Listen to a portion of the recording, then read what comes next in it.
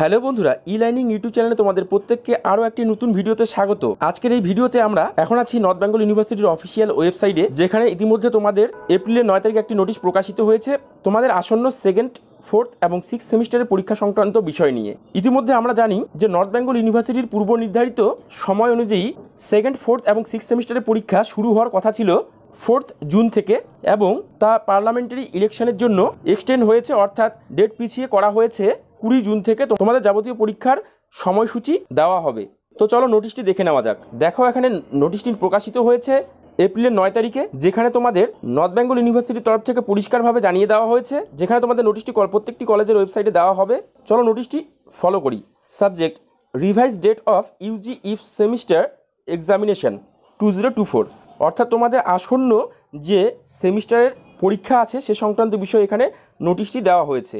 Sir madam, in view of the 18th parliamentary general election 2024, the date of commencement of UG if semester examination 2024 under CBCS FYUGP will be 20th June 2024 instead of 4th June 2024, অর্থাৎ এখানে তোমাদের যে north Bengal ইউনিভার্সিটির আন্ডারে Yuji কোর্সের CBCS এবং FYUGP এই course দুটির পরীক্ষা পূর্ব নির্ধারিত সময় অনুযায়ী আগামী 4 জুন থেকে হওয়ার কথা ছিল, যেটা তোমাদের 18তম পার্লামেন্ট ইলেকশনের জন্য পিছিয়ে 20 জুন থেকে করা হয়েছে। এবং ইউনিভার্সিটি কর্তৃপক্ষ পরবর্তী সময়ে তোমাদের এই বিষয়ে, পরীক্ষা সংক্রান্ত বিষয়ে এবং রুটিন সংক্রান্ত বিষয়ে ওয়েবসাইটে দিয়ে দেবে, যেটা আমরা পরবর্তীতে তোমাদের জানিয়ে দেব। তো জুন মাসে পরীক্ষা হলেও কিন্তু আর বেশি দিন সময় নেই। এই 2 মাসের মধ্যে তোমাদের প্রত্যেকে ভালোভাবে প্রিপারেশান নিতে হবে সেমিস্টারের পরীক্ষার জন্য। পরবর্তীতে ইউনিভার্সিটি কর্তৃক কোনো নোটিফিকেশন প্রকাশিত হলে অবশ্যই আমাদের এই চ্যানেলে পেয়ে যাবে।